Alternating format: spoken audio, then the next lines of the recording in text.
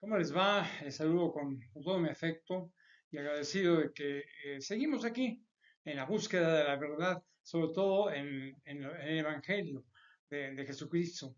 Miren, para terminar la parte que había yo terminado, o sea, lo que hice en el video anterior, hay una pregunta que me hice a mí mismo, ¿no? O sea, ¿a quién se le ocurrió la interpretación incorrecta de lo que dijo Jehová?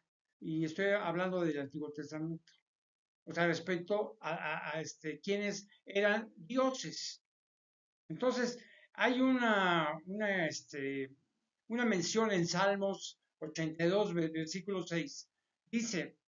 Yo dije, vosotros sois dioses. Desde el Antiguo Testamento había dioses o no, no sé qué les había ocurrido eso. O sea, se refiere de que Dios al pueblo de Israel, porque les dijo también, y todos vosotros hijos del Altísimo, en Salmos, con todo respeto, pero no. Si bien este salmo se inicia diciendo Dios está en la reunión de los dioses y en medio de unos dioses juzga otros dioses en el Antiguo Testamento. Esto lo van a encontrar en Salmos 82, versículo primero en la Sagrada Biblia. Lo que no quiso decir Jehová, Dios, a Dios de la antigüedad y Dios de todos en el Antiguo Testamento, era que le agradaba elevar a su pueblo elegido a la categoría de su nivel, pues simplemente mencionarlo por el amor y la responsabilidad que tenía con los hijos de Israel. O sea, de aquí en adelante ya no voy a realmente a profundizar más en un evangelio que está más allá de la incredulidad y muy cerca de la deshonra. O sea que pues, a la construcción divina de estos documentos tan importante para los que nos consideramos buenos cristianos.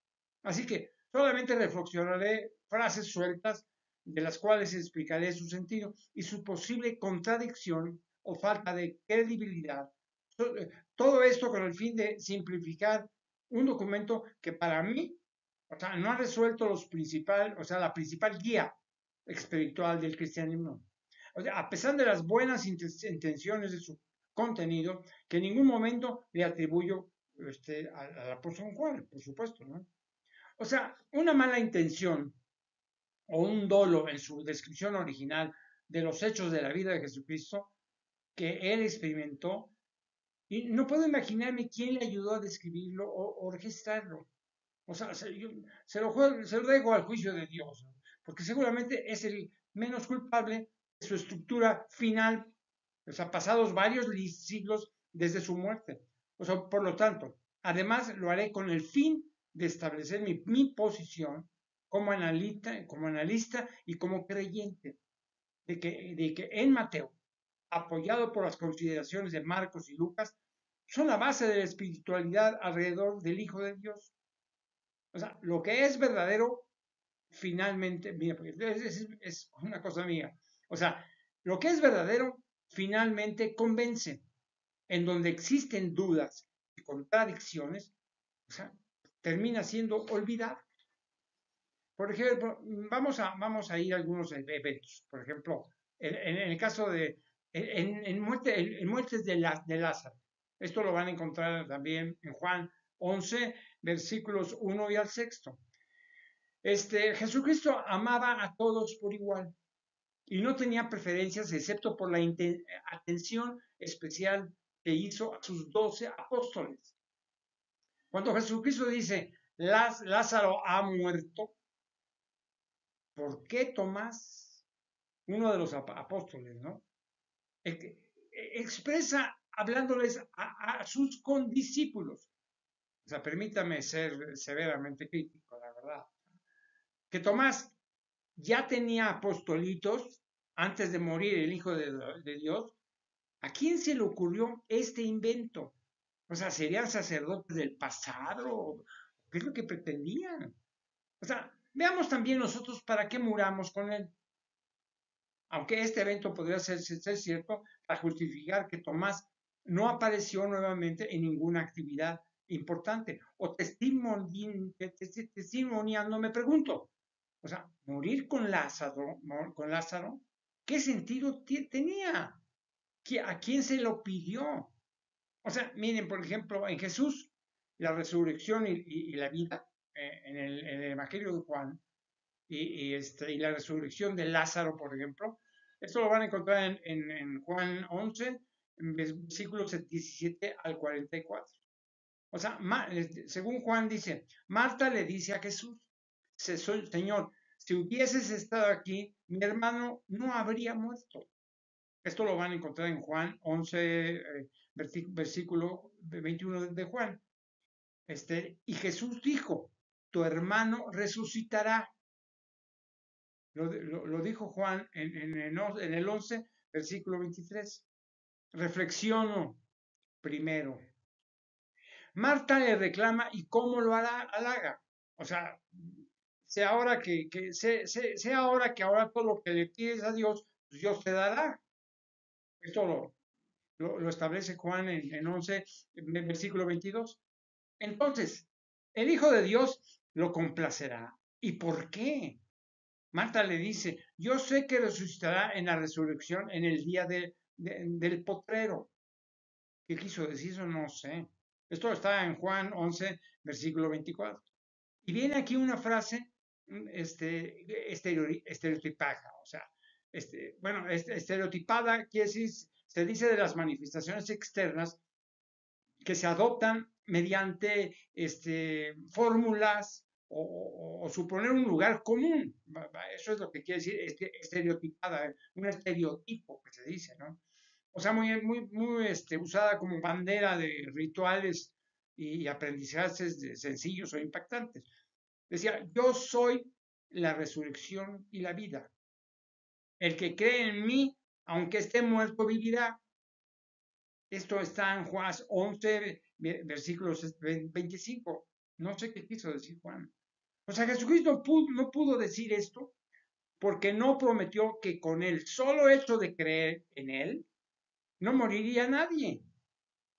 No, es incorrecto. O sea, tal vez las intenciones fueron de que tuviesen fe en la vida eterna de la tierra para que aportaran hasta el último momento de su vida con la espiritualidad del cristianismo. O sea, por ejemplo, ¿qué nos dice la siguiente frase? Por ejemplo, que dijo Juan, y todo aquel que vive y cree en mí no morirá eternamente. Se supone que lo dijo Jesucristo. ¿Creemos en eso? La verdad, hay que analizarlo. Esto lo apuntó Juan 11 y versículo 26. O sea, les recuerdo que esta frase está más que elaborada, o sea, preparada y dirigida. O sea, Jesucristo no tuvo nada que ver con esto. O sea, para justificar la expresión siguiente de lo que supuestamente dijo María. Esto, dice Juan, ¿no? Sí, Señor, yo he creído que tú eres el Cristo, el Hijo de Dios que has venido al mundo. O sea, a Juan lo apunta en el apartado 11, versículo 27. Vamos a hacer una reflexión tranquila, ¿no? Si deseamos vivir eternamente, debemos creer ciegamente al Hijo de Dios. O sea, el Hijo de Dios fue quien fue. No era necesario repetir afirmaciones tan simples, tan evidentes, que seguramente tuvieron que ser así para comprenderse por la mayoría que no está preparada para comprender lo complejo, lo difícil. En cuanto a la resurrección de Lázaro, por ejemplo, Juan menciona en el 11, versículos 38 al 44, dice Juan acerca de la resurrección de Lázaro. Evento es un evento muy difundido, popular y sobre todo valorado. Porque si bien pudo haber sucedido, no existen avales como apóstoles o seguidores, así como investigadores, tales como Marcos o Lucas, que den testimonio de ello. O sea, como todo lo de Juan, me parece que continúa siendo demasiado descriptivo, parecido como que como un guión de una novela o algo así. O sea, lo que es un guión es un escrito esquemático que sirve como guía o programa para desarrollar un tema, conferencia o cualquier actividad. Esto les digo que presuntamente fue estructurado, acontecimiento que termina por no tener gran relevancia como parte de la historia bíblica, al lado de tantos milagros que realizó Jesucristo y de los cuales existen suficientes testimonios masivos para asegurar que no fue un invento o una puesta en escena, o sea, como se dice, un montaje. No, esto fue verídico y lo presenciaron muchísimos judíos que creyeron en él. Enseguida, por ejemplo, el Evangelio según San Juan nos presenta dos eventos de un gran deslumbramiento sobre el Espíritu Santo, o sea, dirigida.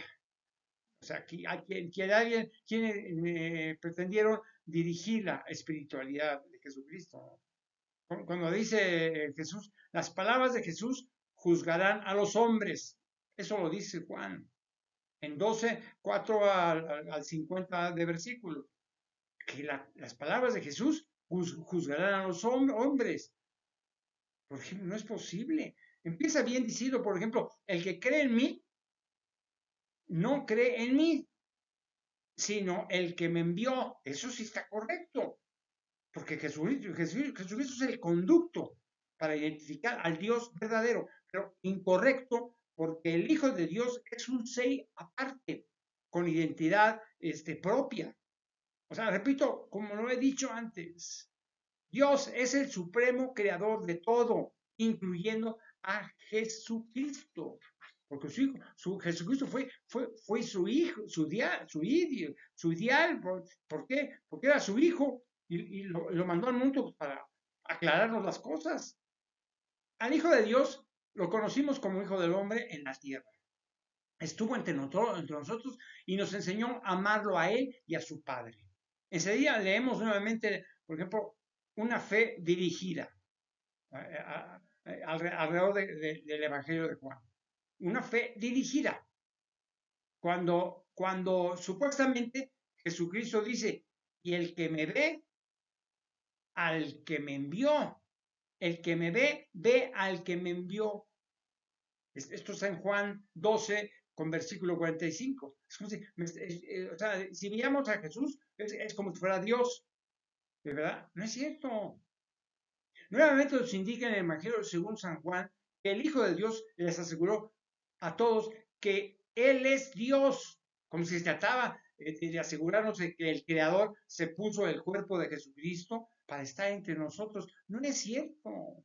Digo, sería extraordinario que finalmente Dios se hubiese personificado en Jesucristo. Se aclararían muchas dudas, el planeta se convertiría en su totalidad al cristianismo, pero despejando cualquier duda. Aunque fuese una especie de nube, lo amaríamos igual. Ya lo dije, que en ningún momento Jesucristo quiso sustituir a su Padre. O sea, nuevamente se repite la frase de yo, o sea, lo que dice Juan, lo que digo en su evangelio, dice, yo, la luz, he venido al mundo para que todo aquel que cree en mí no permanezca en tinieblas. Esto lo van a encontrar en Juan 12, versículo 46. O sea, resulta otra frase impactante en cuanto a la importancia de lo que significa la figura del Hijo de Dios, pero no era necesario decirnos a todos que Jesucristo lo había dicho. O sea, lo que resta de este evento es un formato teológico para quienes no entienden de profundidades y deben ser impactados o atemorizados en bien de una creencia masiva. Sigo entendiendo que es un insulto a la sencillez y fines amorosos del cristianismo. O sea, tal vez sea el momento para aclarar estos asuntos ante mentalidades del siglo XXI y no de las que prevalecían en el siglo XV. O sea, no hay necesidad de imponer la fe. esta llega sola con amor y mostrando al Hijo de Dios como fue, no como imaginamos o queremos imaginar para que nos convenga. En Jesús, por ejemplo, esto lo menciona Juan en su documento. En Jesús lava los pies de sus discípulos, o sea, en referencia a la institución de la Cena del Señor. O sea, igualmente está en Mateo 26, versículos 17 al 35.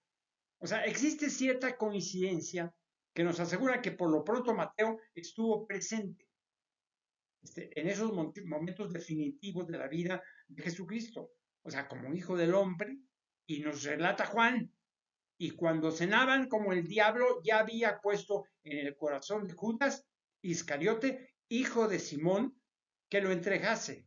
Esto lo menciona Juan en el artículo 13, versículo 2. Respecto a lo dicho, lo que le estoy diciendo, creo que Satanás no tuvo que ver nada con la decisión de Judas, ya que no existe movimiento en este mundo sin que Dios sea el que decida. Lo que Dios quiera, como dice el refrán popular, lo que Dios quiera. Así que nuestro Creador decidió que Judas hiciera lo que hizo como parte de su plan divino. Dios entendía, así lo visualizó, porque así salen de mí las palabras que están en el juicio divino. Así lo visualizo, que dentro de su plan espiritual para darse a conocer, demostrar el camino que deberían seguir los hombres en la tierra, estableciendo las reglas de actuación de todos los que aspiraran a la vida eterna en el reino de los cielos y no en el infierno. Era el de sacrificar a su Hijo, Jesucristo, utilizando todos los medios a su alcance. Por ello, el Hijo de Dios sabía, por la voz de su Padre, quién lo traicionaría y cuándo moriría, quiénes debían ser sus apóstoles y qué milagros realizaría. En síntesis, todo lo que Jesucristo realizó en la vida terrena como Hijo del Hombre, ante los ojos de los demás, se encontraba perfectamente determinado por la decisión de Dios, de nuestro Creador. Así lo estableció Dios. Miren, Jesucristo siempre lo expresó así. Lo que sucede con Juan es que combina todo y termina por confundir con la teología escrita a quienes no entienden de complejas definiciones y orientaciones espirituales, o sea, muy rebusadas, o sea, rebuscadas. Desgraciadamente, dentro del mundo de la fe, se han utilizado conceptos que venden porque impactan. O sea, negociar con la fe es peor que convivir con Satanás. Por fortuna hemos tenido pontífices como Juan Pablo II, que tuvo tiempo para pedir perdón a todos los cristianos por el mal que pudieron provocar sus antecesores. Por el motivo que fuese, Jesucristo tuvo a un gran representante de su iglesia, en el Papa viajero, como le decían a Juan Pablo, y un digno sucesor del apóstol Pedro. Vamos, ¿en dónde se encontraba Mateo? En la última cena, que tan acertadamente describió este apóstol publicano Mateo, del cual no se menciona riqueza alguna, conociendo los antecedentes de estos personajes, que resultaban en esa época ser bastante ricos, o sea, apoyando nuevamente por las versiones de Marcos y Lucas. ¿En qué estaría pensando Mateo que no se enteró de algo tan objetivo, tan visible, o sea, tan a la mano para la observación, como fue el evento, por ejemplo, del lavado de los pies, que todos conocemos? O sea, para mí es muy extraño que no comentó ninguna palabra del mismo, inclusive ni Marcos ni Lucas, que alguien se los comentase, incluyendo a Pedro y Felipe, o sea, de quienes se mencionan dentro de los hechos de los apóstoles. Por ejemplo, entonces Juan, yo lo pregunto, o sea, ¿cuándo lo soñaste, Juan? Porque lo anotaste en un documento tan importante como es el Evangelio. No te entiendo, Juan. Finalmente, no quiero ser tan severo con el apóstol Juan, así que me preguntaré nuevamente, ¿sería tal vez que Mateo salió presurosamente con Pedro en ese lugar y en un acontecimiento tan importante como es la cena de Pascua con Jesucristo, por el simple hecho de evitar que el Hijo de Dios no les lavase los pies? ¿Fue tal su vergüenza? ¿Y por qué Pedro no lo comenta en sus epístolas? Por todo lo que lógicamente deduzco. Esto es esa es mi consideración. Un hombre engañó, o sea, para mí, ¿qué fue? Un enorme engaño comercial para vender la figura del Hijo de Dios. Eso es mercaderes de la palabra, que utilizan la palabra que está en los evangelios para vender, para hacerse ricos o para vivir mejor. Sacerdotes, el Papa, los obispos, los arzobispos y todos están, para mí es enajenar la palabra de Dios. O sea, que ni lo necesita, ni lo hace falta, por lo menos para mí, porque así me lo permite Dios. De otra forma, frenaría mis letras y mis pensamientos errarían o entrarían en reposo, ¿no? O sea, es una ofensa a la palabra de Dios, a Jesucristo y a Juan el apóstol, si es que no fue el que inventó esta farsa simplona, que no lo creo. No creo que Juan estaba tan joven como apóstol que iba o sea, manipular las frases para poder llegar a estos puntos. Miren, si revisamos, porque muchos humildes cristianos no se bañan muy seguido, no es porque les falte agua y jabón. Eso pues, no lo inventó la naturaleza. El agua sí está ahí, pero el jabón no lo inventó la naturaleza, o sea que no deberíamos bañarnos nadie, ¿no? Pero bueno, sino por la ignorancia y sencillez, lo cual les hace fácilmente manejables. O sea, lo digo por lo que narró Juan sobre lo que supuestamente dijo el Hijo de Dios. Juan dijo que Jesucristo expresó esto: el que esté lavado no necesita lavarse los pies, pues está todo limpio y vosotros limpios estáis, aunque no todos. Bueno, Juan lo establece en versículo 13, en 13, versículo 10, exactamente. Por desgracia, si los sacerdotes o pastores promueven este fragmento del Evangelio de según San Juan, lo que sucederá es que en la sociedad actual serán rechazados por quienes sí se han enterado de esta indicación, por evidentes razones sociales de pulcritud. O sea, para que los aceptaran por temor a Dios, simplemente no se bañaran y no encajarían en las normas de higiene de la vida moderna. O sea, Dios no inventó una naturaleza que nos preparara para bañarnos, pero bueno, son cosas sociales y de costumbres, ¿no? Ahora bien, el resultado final de este asunto es que no podrán aceptarse porque Jesucristo no pudo haberles dicho que los cristianos debemos ser sucios físicamente.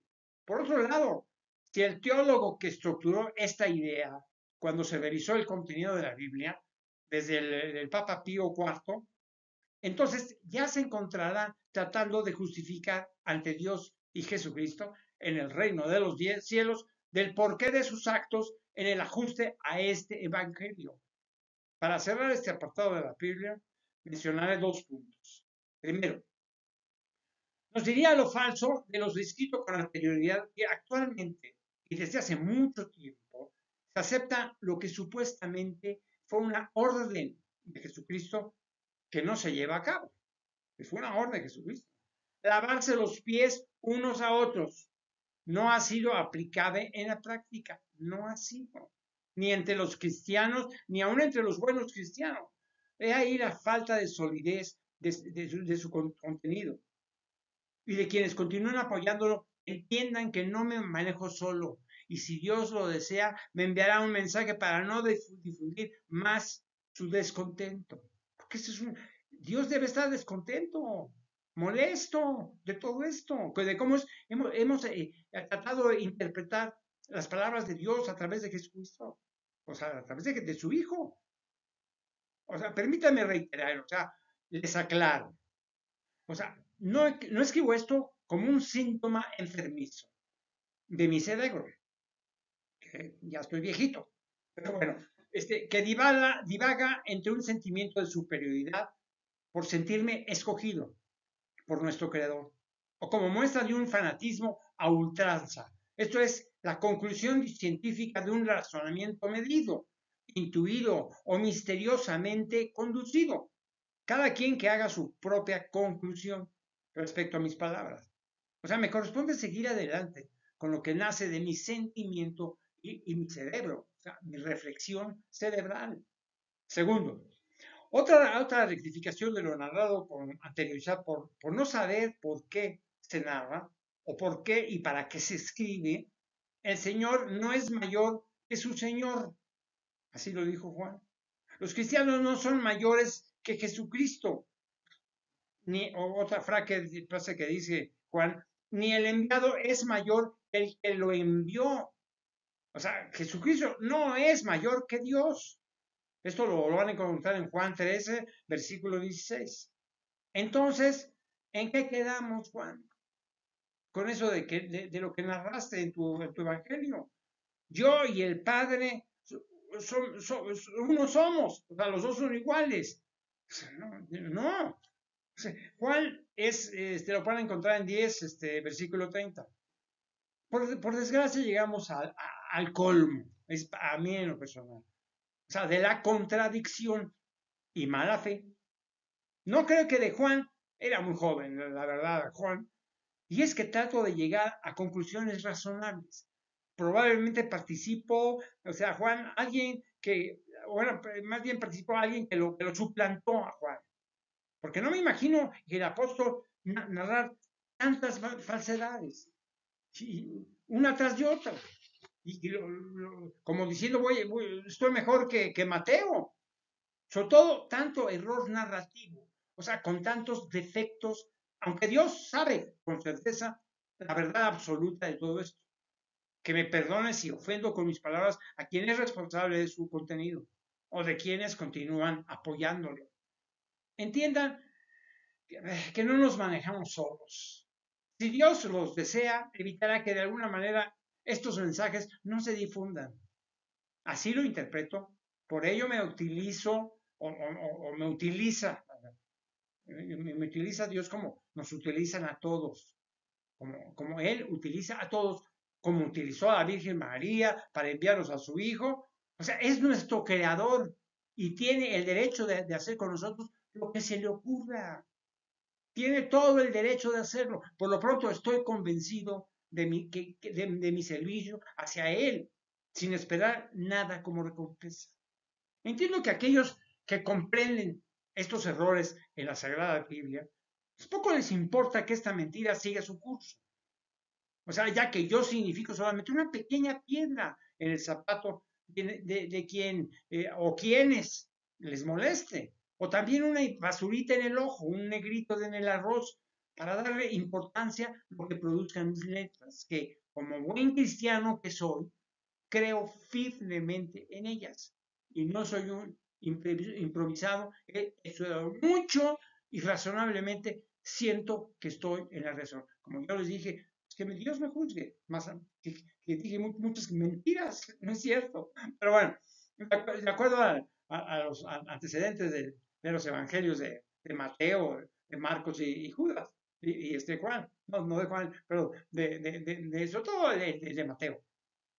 Por ejemplo, así lo describe Juan, por ejemplo, en el Nuevo Mandamiento. Ustedes lo pueden encontrar en Juan 13, versículos 31 al 35. Entiendo que el Hijo del Hombre es una figura que utilizó Dios para presentarnos a su Hijo. Es una imagen semejante a nosotros para que lo aceptáramos. ¿Por qué? Y sobre todo que lo identificáramos. O sea, lo he dicho ya, pero nunca Jesucristo dejó de ser el Hijo de Dios. Ubicar al Creador dentro de esa figura. O sea, por favor, Juan, ustedes pueden revisar en Juan 13:31. Mire, es ofender la superioridad de su esencia, porque en mi opinión, me puedo equivocar finalmente, porque sería un movimiento magistral de nuestro creador que se nos presentara de esa forma, con la idea de equivocarnos o distraernos para encontrar como cualquier mortal cerca de nuestras verdaderas intenciones. No importa ya en realidad la forma y contenido físico probablemente de Dios. Es Dios el creador de todo. Desde el momento que Jesucristo nos dice que solamente tenemos un Padre, que es Dios, entonces, ¿por qué entonces Juan insiste en confundirnos con esa frase de supuestamente dijo el Hijo de Dios? Hijitos, aún estaré con vosotros un poco. Esto lo encuentran en Juan 13, versículo 33. Si Juan hubiese, digamos, conocido lo que escuchó Mateo de Jesucristo, cuando estaba con los fariseos y escribas, o sea, y además confirmado por Marcos y Lucas en sus documentos. Si hubiese enterado de algo tan importante para no inventar nada en contrario al testimonio del apóstol Mateo. Y es que la mente de Juan o quien lo hizo pues, se conduce con ingenio y diseña situaciones cuando así conviene a un propósito. O sea, a un propósito que en su momento puede ser necesario, pero la organización, sobre todo la Iglesia de Cristo, o sea, la católica, con el pontífice al frente de este ajuste, o sea, de este ajuste en la revisión del contenido de la Biblia, basándonos en la versión de Mateo. O sea, se debe llevar a cabo en algún momento. O sea, me corresponde a mí simplemente sugerirlo, ¿no? Lo que yo les digo, complementar el todo. O sea, realmente no tenía por qué llamarles hijitos. Creo entonces que Mateo nos dijo lo correcto como el Hijo de Dios aseguró. Esto es lo que dijo Mateo. O sea, Mateo que lo escuchó a Jesucristo. Que Jesucristo dijo, no llaméis Padre, no llaméis Padre vuestro a nadie en la tierra, porque uno es vuestro Padre. ¿Eh? Por el Padre, el que está en los cielos, es lo que dijo Jesucristo. Lo van a encontrar en Mateo 23, versículo 9. Después de este mismo apartado, nuevamente Juan narra, o en alguna revisión como pontífice, ordena modificar su esencia, algo que no coincide con el verdadero evangelio del cristianismo, o sea, el de Mateo para mí. En ocasiones, Juan me da la impresión de que se tomó atribuciones que no tenía, lo que se presta para enfrentar a los apóstoles para fines nada nobles. O sea, la fe proporciona poder por la fuerza de lo que moviliza. Os dice Juan, por ejemplo, que el Hijo de Dios decía en su Evangelio, a donde yo voy, vosotros no podéis ir. Esto lo van a encontrar en Juan 13, versículo 33. Juan, por favor, mi noble apóstol, ¿en qué lugar te encontrabas en la cena del Señor? O sea, cuando Jesucristo les dijo a todos sus apóstoles lo siguiente, pues Jesucristo lo dice Mateo, dijo, y os digo que desde ahora no beberé más de este fruto de la vida hasta aquel día en que beba de nuevo con vosotros en el reino de los cielos. Esto lo van a encontrar en Mateo 26, versículo 29. Eso es lo que dijo. Y yo creo en lo que dijo Mateo, después de todo el documento tan importante que nos dejó. O sea, llega un momento que me agota tener que discrepar. Bueno, discrepar quiere decir desde sí, diferenciarse de una cosa a otra. O sea, no ajustarse al sentido parecer de otro, u opinar de modo contrario. O sea, con el Evangelio según San Juan. No voy a pelearme con el Evangelio según San Juan. Pero Dios creo que me ha insistido en la necesidad de analizar y reflexionar la cuarta versión del Evangelio. O sea, la versión de la vida del Hijo de Dios. De muchas maneras me lo ha hecho sentir o saber, así lo interpreto, y no me queda más remedio que enfrentar a mis posibles detractores. Bueno, ya les dije detractores, quienes no se encuentran de acuerdo conmigo, a mis conclusiones, ¿no? Lógico, ¿no? Porque si algo realizo en este momento y desde hace mucho tiempo, con entrega, fe y emoción sobre todo, es mi servicio espiritual a Dios y a Jesucristo. Insisto, sin apasionamientos terrenos ni fanatismos desvirtuados, sin estímulos desbordados y sí con el razonamiento claro de que estoy interpretando por lo que he aprendido, por la preparación intelectual humana y sensitiva que cubre la totalidad de mi vida. Así que les ofrezco perdón, les ofrezco perdón nuevamente a quienes se sientan ofendidos por mis conclusiones. Pero como me debo, pero sobre todas las cosas, a Dios, o sea, no detendré la misión que me ha encomendado como su siervo que soy. Aclaro finalmente que soy un ser humano común, como todos, con necesidades y defectos, que me adapto a la sociedad en que la que vivo. O sea, aunque disiente, o sea, pero que no cometo errores de aquellos que no he cometido, ni pierdo mis principios y valores que poseo desde mi encuentro con la verdad del cómo comportarse en este paso breve de la existencia, en lo emocional, en lo físico y en lo espiritual, ante el mundo y ante Dios. Esto lo digo para que traten de conocer un poco más a quien les escribe y les comenta. Tengo muchos años ya de haber estudiado la Biblia y de haber llegado a esas conclusiones. Por ejemplo, miren, una parte de Juan, cuando él menciona en Jesús y el camino al Padre. Esto está inscrito en el Evangelio de Juan 14, versículo 1 al 14. No, aparentemente Juan trata de convencernos de que Dios está o estuvo entre nosotros dentro de la figura de Jesucristo. En una mezcla de contradicciones, de frases impactantes y demostrarnos la preocupación de quienes se encargaron de conservar el contenido de este Evangelio, para que aceptáramos que Jesucristo es Dios. Esa es la gran contradicción que se manifiesta en el desarrollo de toda la narración y se establece: creéis en Dios, creed en mí. Juan lo puso, Juan 14, con número 2, por ejemplo. Como si pudiésemos dudar del Hijo de Dios. Donde yo estoy, vosotros también estarán, lo dijo Juan en el 14 y versículo 3. Bueno, ya no quiero, yo creo que Juan debe estar ahí con Dios, me debe estar criticando de por qué me atrevo a esto. Pues, ¿cómo voy a probar ante mi razonamiento personal de que estoy equivocado? Tendría que venir alguien a aparecérseme Dios o Jesucristo. ¿Sabes que estás equivocado? No digas eso, los vas a equivocar. Claro. Este es digamos, un proceso de análisis y conclusión.